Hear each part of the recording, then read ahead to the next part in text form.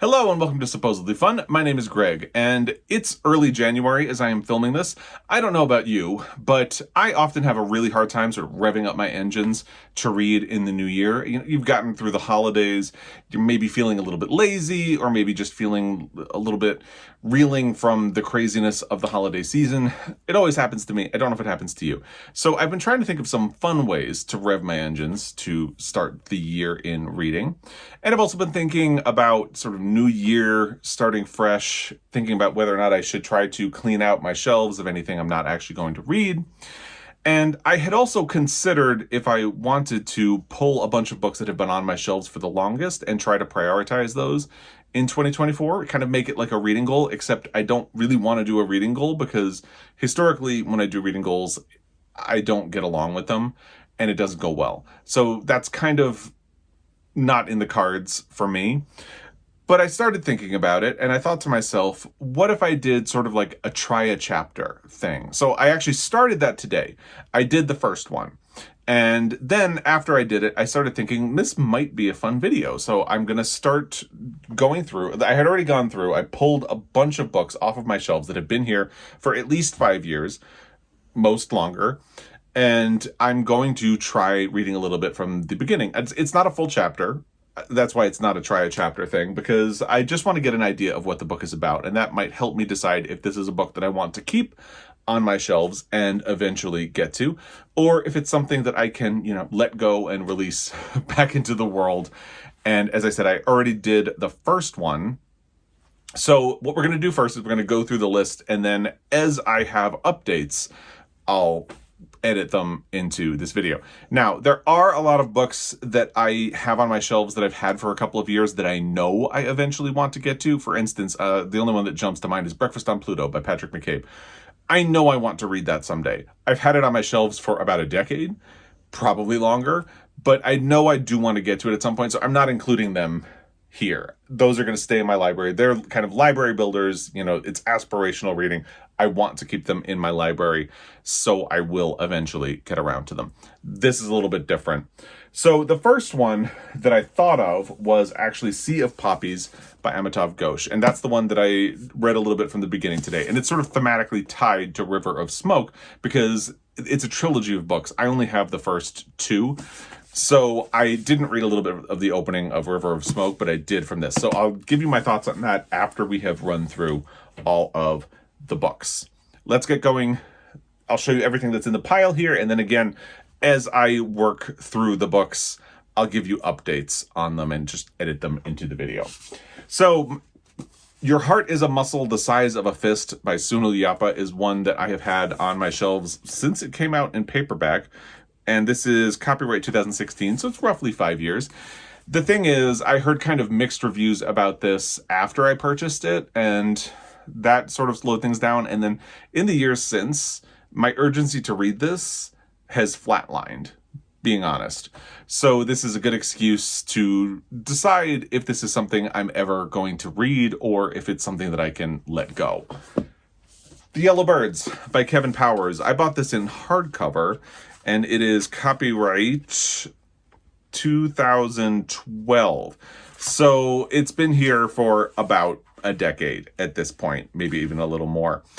And you can see on the cover, it was a National Book Award finalist. I know it got great reviews the year it was released, but I haven't heard much about it at all in the years since. So again, this is sort of me giving myself either a kick in the pants to finally read this, maybe awaken some of the urgency to get to it, or just decide that, you know what, I can let this one go and it will be fine. Same is true of Chigozie Obioma's The Fisherman, which I believe was shortlisted for the Booker Prize the year that it was released, which was 2015. I want to say this lost to The Brief History of Seven Killings by Marlon James, but don't quote me on that. And again, it sounded really interesting when it came out. It had some awards attention, but the buzz has really died down on this considerably. I haven't heard anything about it in a while. So occasionally I'll see it on my shelf and I'll think, I should get around to reading that. But it's been years and I haven't. This is something that my boss, when I was working at the Borders in Livingston, New Jersey, recommended to me because I like stories about difficult families, and I've just never gotten around to reading it. It's Purple America by Rick Moody. Rick Moody wrote The Ice Storm. Now, here's a perfect example, actually, because now I remember this. I have a copy of The Ice Storm. I believe it's this blue book right there on my shelf, and I haven't read it, but I'm going to keep it because I have heard good things about that. I've heard good things about the movie. I would like to see the movie at some point. This is one of those scenarios where I have wanted to read the book before watching the movie, and since I haven't read the book, I haven't seen the movie. So I'm keeping that because it's a library builder, sort of aspirational reading. But this one, the only person I've ever heard talk about this was my boss at Borders, and nobody else. So I just don't know.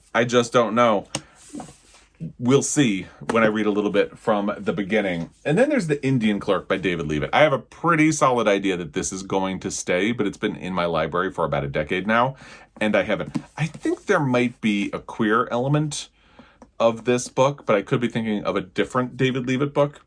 That's the thing. It's been on my shelves for so long that I don't even remember what this book is about. So it'll be fun to take a look at it. Mailman by J. Robert Lennon has been on my shelves since it's copyright 2003. It is officially 20 years since this book was released. I was working at the Borders in Short Hills, New Jersey, at the time this was released, and someone I worked with read this and told me they loved it. So I purchased it. And here we are, 20 years later, and for some reason I've been really stubborn about this book. So I feel like this is the moment where I need to decide if I'm actually going to read it or if I'm going to let it go. Because for some reason, I just really have not wanted to let this book go because that person that I worked with really loved this book. And I don't remember what they said about it, but it made such an impression on me that for some reason I have been completely unwilling to let this book go. It has survived countless moves since 2003. It has survived a lot of unhauls, and I went through a period last year, or 2 years ago now, where I had a huge crunch for space on my shelves, and it survived that. So the staying power that this book has had in my library is insane, but I haven't read it, and I have no plans to read it. And I've never heard of anyone other than that one colleague who read it. So this is the time. No One Belongs Here More Than You, stories by Miranda July. I don't even know when this came out. It's just been on my shelf forever, it feels, and I have not read it. Copyright 2007, and I have not read it. So we'll see. City of Thieves by David Benioff. I have actually thought about getting rid of this book, but every time I do, people say, no, it's a great book, but I'm not reading it. So maybe if I read a little bit from the opening, it will sort of inspire me. And part of the problem is that David Benioff, I believe he was one of the showrunners of Game of Thrones or something like that.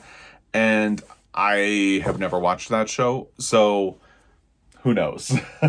Manhattan Beach, Jennifer Egan. Now, I liked A Visit from the Goon Squad. I've been curious about a lot of her other work, but, if I'm going to read another Jennifer Egan, I have another one called Look at Me on my shelf that I would rather read first. I'd rather read The Candy House. I don't know. Where is Manhattan Beach in all of this? It's kind of in limbo. The Pillars of the Earth. I've had this copy for, I want to say, about 20 years. It is copyright 1989, and I'm pretty sure I bought it at the Borders in Short Hills when I was working there, so it would be about 20 years as well. And it's a big, big, big, big book. So I'm definitely not going to sit down and read it now, but I need to decide what I'm going to do with it. End Sons by David Gilbert. This was hand-sold to me by someone I had worked with at the Borders in Livingston, but after Borders shuttered, she ended up working at Barnes & Noble. So this is copyright 2013. We're hitting the 10-year mark. And she knew that I liked The Catcher in the Rye and that I liked complicated family stories. So she recommended this to me, and I bought it. But here we are, 10 years later, and I have not read it. So we'll see. Asymmetry by Lisa Halliday. This, I think, is about 5 years since it was released. Got really great reviews. Yeah, this is copyright 2018. I believe it was one of the New York Times top 10 books of the year. Yeah, it says it right there. One of the New York Times top 10 books of that year. And I just have lost all urgency to read it. So maybe if I read a little from the beginning, it'll spark some of that interest. The Sleepwalker's Guide to Dancing by Mira Jacob. So I have an advanced reader's copy of this, and it was released on July 1st, 2014, which tells you exactly how long this has been here. I have read a different book by Mira Jacob, a graphic memoir called Good Talk, which is fantastic. But I haven't wanted to get rid of the novel because I feel like I want to read it, but it's just sitting on my shelf. So let's see, once and for all, if I want to keep it. And then I have 2 nonfiction books. Don't Let's Go to the Dogs Tonight, An African Childhood by Alexandra Fuller. I purchased this when I was working at that Borders in Short Hills. It's copyright 2003, the paperback edition is. So, yeah, 20 years, and I haven't gotten around to it. So, again, maybe reading a little bit from the beginning will spark an interest. I've had People Who Eat Darkness, the true story of a young woman who vanished from the streets of Tokyo and the evil that swallowed her up by Richard Lloyd Parry for a long time. It's a very difficult cover to hold up with all of the lights. This is copyright 2011 and 2012, so I've probably had it since 2012. And again, very difficult book to hold up, but you can see it sort of has the look of a newspaper, and it's very shiny. My concern with this one is that I don't really do true crime. So I'm not sure I'm going to get along with it or like it. So maybe if I read a little bit from the beginning, I'll know if it's the sort of true crime that I like to do. I don't like lurid or sensationalistic stuff. Like, I don't do a lot of the true crime podcasts that everybody loves. Anyway, those are the books. Let's talk about my experience with the first one, the one that I tried today. So I had a bit of a feeling that this would be kind of an interesting book. And I looked it up for details before I read a little bit from the beginning. This was a Man Booker finalist, and there were great reviews of it online. It got a starred review from Clerk, I believe. So I was feeling pretty good about it. And then I read the opening. I read, I think, 5 pages of it, and I really liked those 5 pages. I kind of wanted to continue. Now, this is a really sprawling book. It's very dense, has a lot of characters. So there's also the fact that it's part of a trilogy, and I don't know how they lead into each other. Like, is there a satisfying conclusion in this one? Or are you sort of intended to go directly into the sequel? I don't want to make that kind of a commitment right now where I'm going to read one book and then have to go right into the next. I don't really like doing that anyway. That's probably why I don't get along with series books all that much, because if I were going to read this, I'd rather read this one now and then in a couple of months or a year be ready to go into the sequel. Like, I don't want to feel like I have to continue the story right away. So I've been really struggling with that because I actually was interested in it enough that I wanted to continue, but I don't feel like this is the time. So I haven't decided what to do with that. But point being, this is a keeper for sure. So we started with a bang. Because not only did it prove that I was interested in reading Sea of Poppies, I kind of wanted to keep going once I started. So we have a huge success story, which means I'm keeping Sea of Poppies by Amitav Ghosh, and then I'm keeping River of Smoke as well. But I'm not going to run out and try to find a copy of the 3rd book in the series until I have done something with these and confirmed that I want to do that. So that is the intro, and that is book number 1. It's a keeper. Technically 2 books. But yeah, we got a keeper. I will give you an update when I've worked my way through a couple of the others. Stay tuned.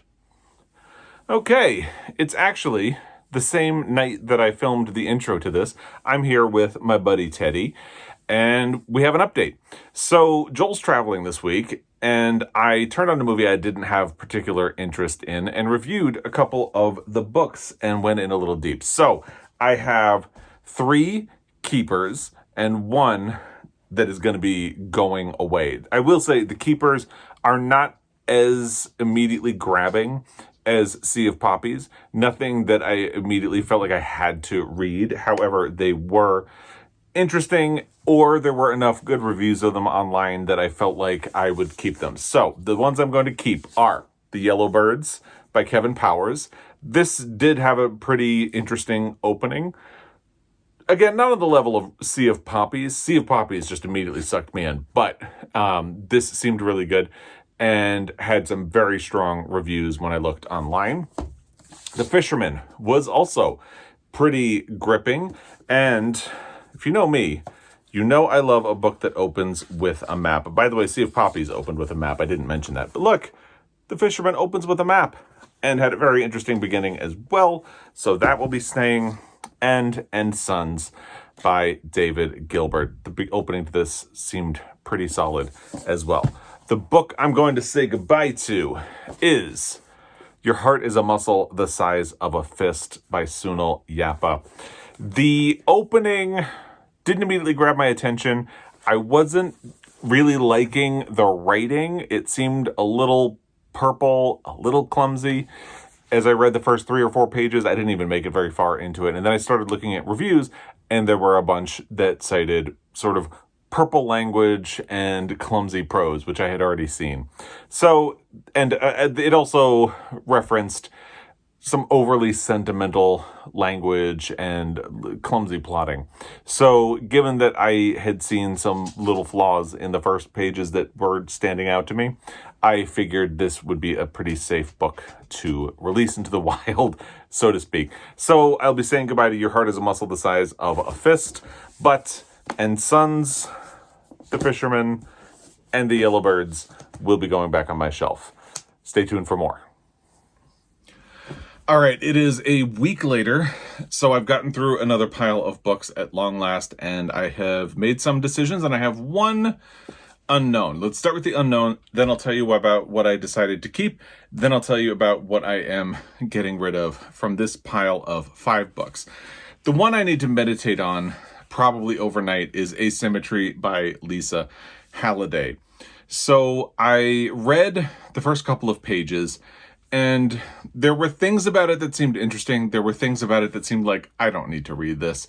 So I turned to some reviews. Now, I knew the New York Times was going to love it because it was one of the New York Times book reviews, top 10 books of the year, in which it was published. So I read the Kirkus review. It seemed promising. So I am going to think about it because the overwhelmingly positive reviews of the book make me think this is something that I should hold on to and try to eventually get to.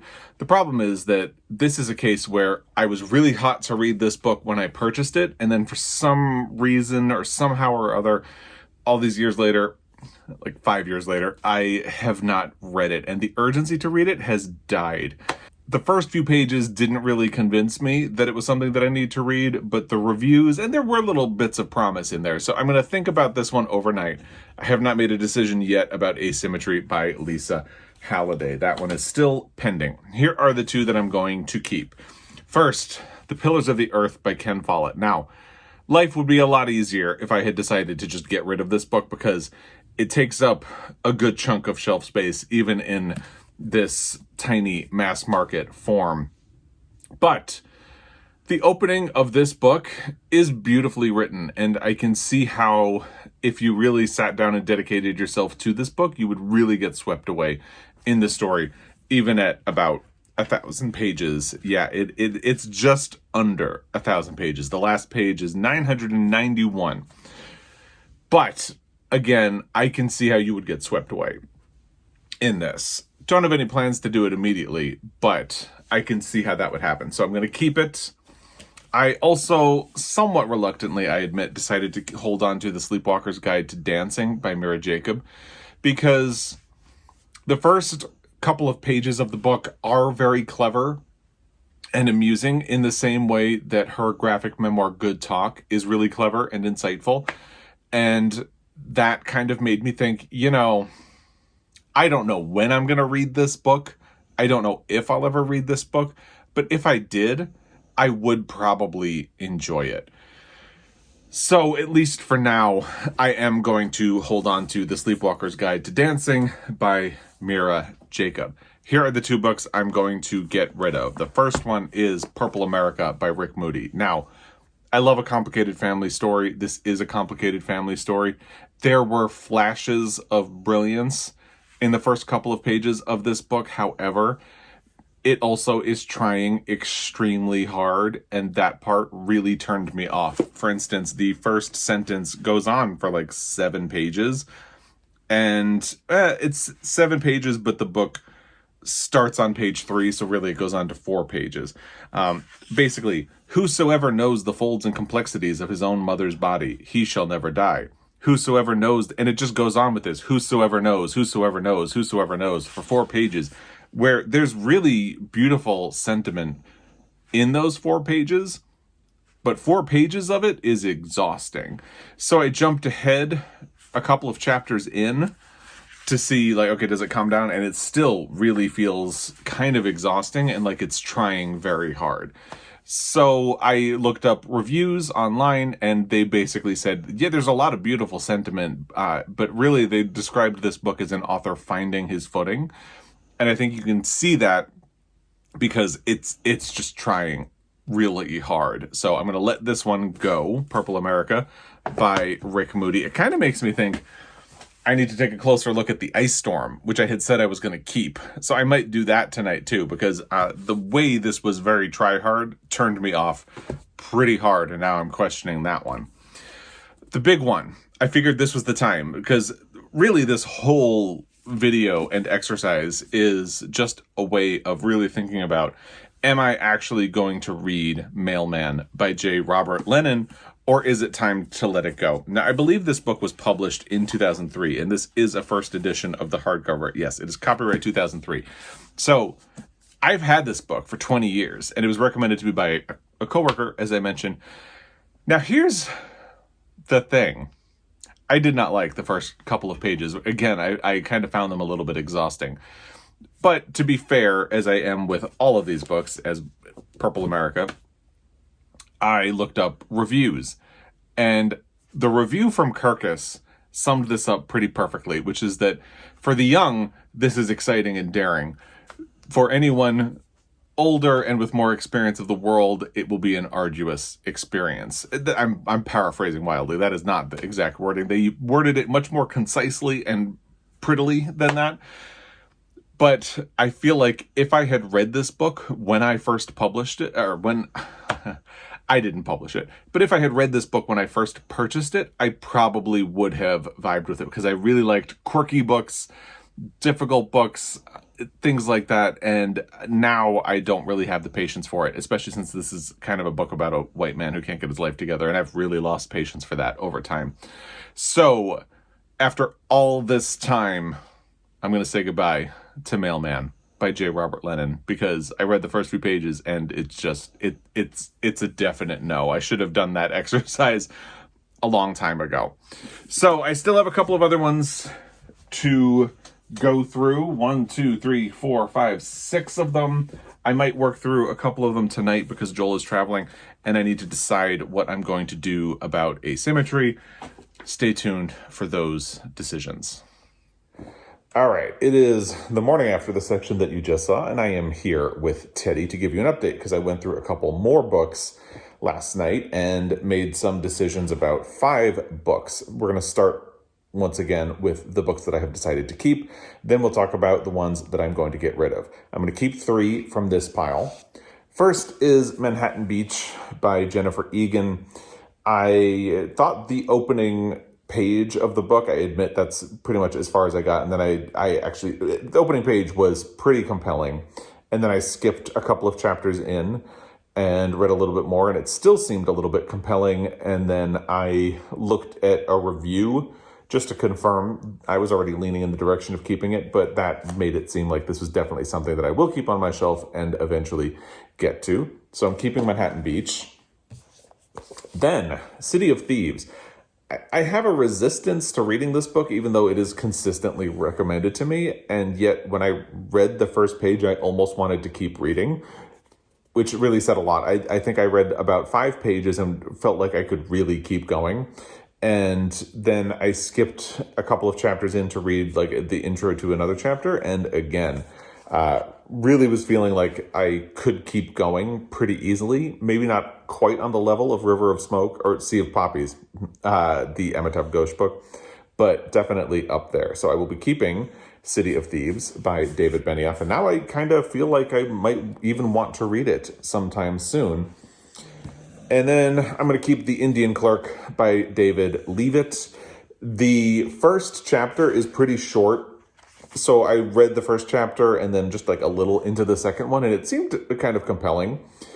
I did look up reviews. Reviews are a little bit mixed on this one, but I was intrigued enough by that first chapter and the little bit of the second chapter that I read that I feel confident holding on to it, even though this is a chunky book. So it does take up a little bit more space on a shelf compared to, say, City of Thieves. But I'm going to keep it and see when I get to it. I think there are other books by David Leavitt that I would like to read first. And I think that is the main thing that has made me question this book, because The Lost Language of Cranes, I believe, which is actually not even a book that I own, but I feel like I would want to read that one first. And I have the two Hotel Frankfurts, I think. So I might start with one of them, but I'm fine holding on to The Indian Clerk. Here are the two that I am going to get rid of. So I mentioned in the last one that I had gotten rid of Purple America and that the opening of that book had pretty strongly turned me off. So I did end up pulling The Ice Storm off of my shelf and having a look at it. And I came to the same conclusion. The opening chapter of this book is really fixated on pop culture things from the 70s in a kind of interesting way, but also in a very repetitive way that feels a little reminiscent of the beginning of Purple America, where it just kept saying, whosoever does this, whosoever does this, whosoever does this, for 4 pages. And it definitely works better here, but it still felt like it was really trying very hard to be clever. And then I happened to look on the back of the book and saw a quote from Jeffrey Eugenides, and I have liked the Jeffrey Eugenides books that I have read before. By the way, I have a movie tie-in for The Ice Storm. So I felt a little conflicted about this book. Like, the writing seems like it's trying very hard to impress. So I skipped to a part later in the book and started reading, and it still felt like it was desperately trying to impress. So I looked up some reviews to try to let that be the tiebreaker, and I was kind of already leaning in this direction, but when I saw some of the reviews were a little bit mixed, like saying that it's clever, but sometimes tries too hard, I felt pretty sure, you know what, I'm just going to let go of all of my Rick Moody books at this point. So this wasn't even a book that was in danger when I started this process, and here we are. I'm going to be getting rid of The Ice Storm by Rick Moody. If anything, I might see the movie, but, who knows? Even that is in question at this point. And then I am deciding to get rid of No One Belongs Here More Than You, Stories by Miranda July.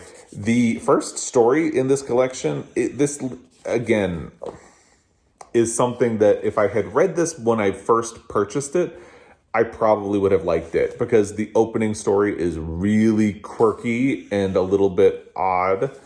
And I would have liked that when I originally got this book. I'm looking for the copyright date, which is 2007. Yeah, if I had read this in 2007, I probably would have liked it.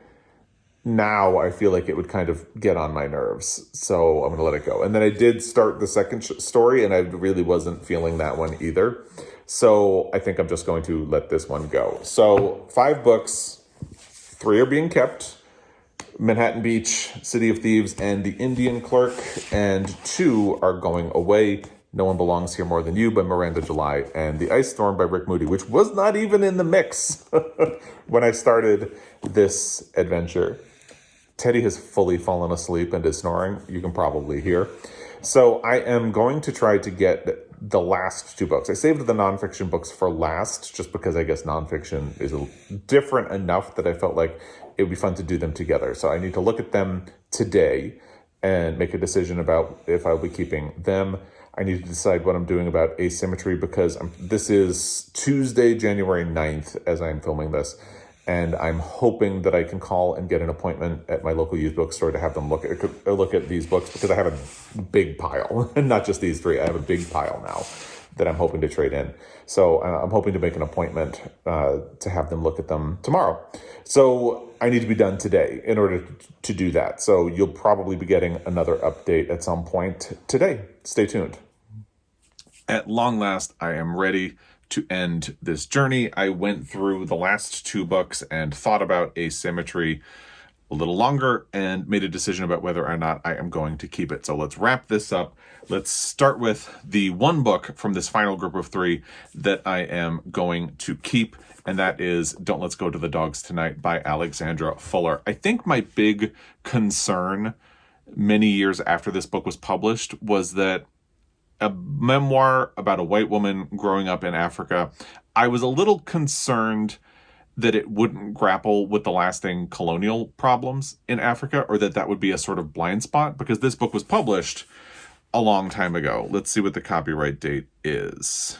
It's 2001. And I purchased this when it came out in paperback, which was probably 2002. So I've had this book in my library for over 20 years. And I just thought, something published around that time maybe wouldn't be thinking about the larger colonial impacts of everything that has happened in Africa. I was wrong. Because reading the back of the book and then reading the opening, by the way, the opening of this book is pretty stunning. Again, almost made me want to keep reading. And then even just looking up a review to sort of confirm what I was already leaning into, that what I was worried that this book would not do is actually almost the entire point of the book. She is very much grappling with the idea of the colonial impacts of what has been done in Africa, particularly what her parents did as people, white people in Africa, who tried to support politics that would keep white people in power. And yeah, so I'm going to keep this one. I think I'm much more likely to listen to it on audio than actually read it in print, but I will keep it. And that's just the way I am with nonfiction. I tend to have more success on audio than I do in print, but I'm very happy to keep this book and looking forward to reading it all over again. The other nonfiction book that I was grappling with was People Who Eat Darkness, the true story of a young woman who vanished from the streets of Tokyo and the evil that swallowed her up, by Richard Lloyd Parry. It's a very difficult book to hold up, but because it's so shiny, it's kind of cool. So this was going to be a tough sell, as I mentioned in the beginning, because it's true crime. I don't really engage with true crime all that much, and if I do, I prefer it to be a specific type of true crime. I think of like The Five by Hallie Rubenhold or Last Call, books that center the victims and the long-term impact of the crime. And this does seem to be doing that. Like the first chapter is about the victim in question, but a lot of it also seems to be about the person who killed her and the trial and all of that. And reading a little bit of the opening, it felt like standard true crime. And then I started thinking like, well, if this is really kind of just standard true crime, it's over 400 pages. So how likely am I to ever read this? Not very. And then I looked up reviews and nothing really convinced me that this would be an easy read for me or something that I would enjoy reading, or that it necessarily does some of the things that I would like a true crime book to do if I'm going to read it, especially one that's this long. So I'm going to say goodbye to People Who Eat Darkness. Then I started grappling with asymmetry again.